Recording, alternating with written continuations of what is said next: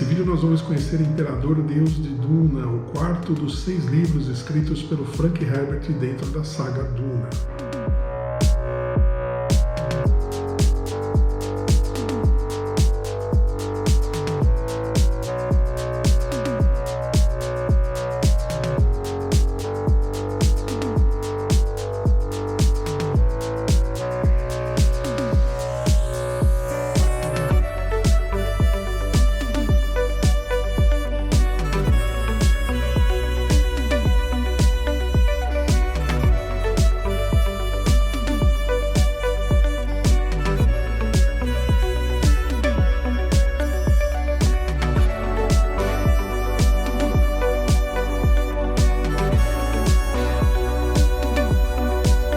Bem, nós temos aqui mais um livro da série Duna, mais um dos 6 livros escritos por Frank Herbert. Esse é o 4º volume da série.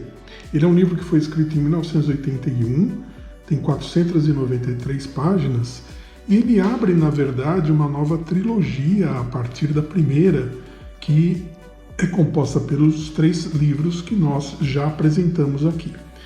Esta também é uma edição brasileira da editora Aleph, com capa dura, mesmo padrão gráfico das anteriores, faz parte da mesma série. É um livro também dessa edição, de 2017 e, como disse, tem 493 páginas.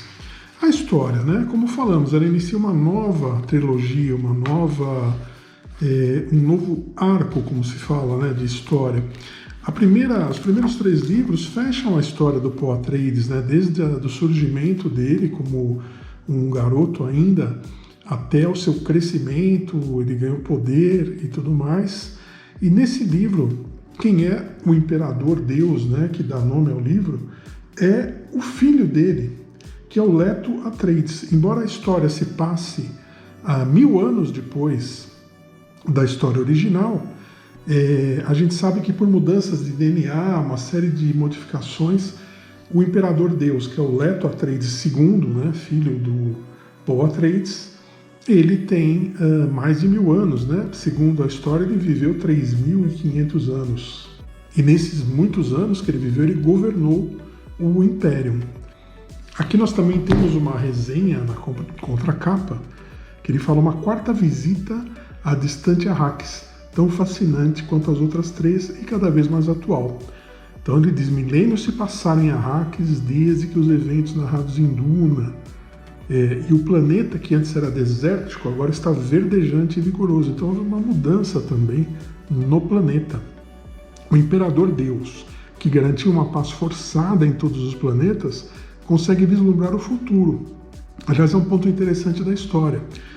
O Imperador Deus, o Leto Atreides II, ele dispõe de uma habilidade de se conectar por meio do DNA com os seus antepassados, e aí ele consegue ter toda a história de sua família, de tudo que aconteceu, e ele também consegue vislumbrar o futuro, como diz aqui.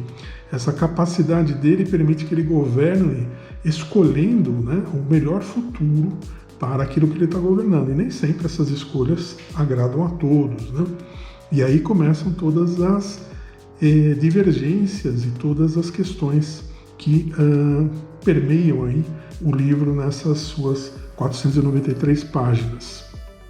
Bem, então, como a gente estava dizendo, ele vislumbra o futuro e sabe com uma terrível certeza que deve criar uma nova alternativa para a sobrevivência de todos. As regras do Imperador não são benevolentes. Sua transformação não deixou desumano apenas sua aparência, mas também seu senso de moral. Então ele já não tem uma aparência humana pelas mudanças de DNA que a gente vai acompanhar aqui. Eu não vou dar muitos detalhes para não começar com spoiler, Mas olha, as pessoas começam a se rebelar contra o déspota, entre elas Siona, da família Atreides. Mas ela não sabe que a visão do Imperador para o caminho dourado exige que ela aceite um destino que nunca quis e que jamais poderia conceber. O caminho dourado aparece, essa história, ao final da primeira trilogia, como sendo a condução do governo, o que ele escolheu para o Império, né, como que ele entende que seria o melhor para o Império dentro do governo dele. Narrado sobre uma ótica particular, o Imperador Deus de Duna inicia um novo arco de história na saga, como nós falamos, né? Neste quarto volume, Frank Herbert apresenta um de seus personagens mais marcantes e discute temas como política, filosofia, religião, amor e os rumos tomados pela sociedade. Então, mais uma vez, é um livro que tem, além de uma história baseada numa questão de ficção científica, toda uma parte de religião, política. Você tem essa história toda do desenvolvimento humano, né, que é muito presente desde o primeiro livro, nesse caso com alterações em DNA e tudo mais. A própria capa mostra aqui, né, a representação do imperador algo como uma figura pouco humana, na verdade. Bem, eu acho que se você gostou dos primeiros livros, né, você deve continuar a leitura com esse quarto livro. E se você não conhece a trilogia, dá uma olhadinha nos vídeos que nós fizemos. Nós temos o vídeo do primeiro, segundo e terceiro volumes e agora do quarto. E pretendemos, né, em breve também fazer do quinto volume, que está disponível nessa mesma coleção da editora Aleph, e também aguardamos ansiosamente pelo sexto volume. Com relação ao filme, ou melhor, aos filmes que serão lançados em 2021, provavelmente essa parte da história não vai ficar dentro desses filmes, né? Porque já começa um outro arco da história. Mas quem sabe em versões futuras, né? A princípio nós não sabemos o que os filmes vão cobrir da história dos livros. Nós imaginamos que a primeira trilogia, né, a história que se fecha nos primeiros 3 livros, estará lá. Quanto à história desses 3 outros livros, nós realmente ainda não sabemos, mas vamos descobrir em cerca de um ano, né? Em outubro de 2021, nós teremos aí o lançamento do primeiro filme de 2, que está sendo produzido aí pelo Denis Villeneuve.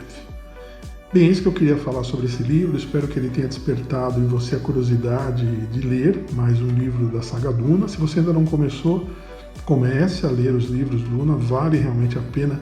Se você gosta de ficção científica, são imperdíveis, né? Mais uma vez eu digo e repito, o livro Duna foi o livro de ficção científica mais vendido de todos os tempos, então você não pode perder. Bem, deixa aí também o seu like, deixe seus comentários, inscreva-se no canal e nos vemos então no próximo vídeo. Muito obrigado.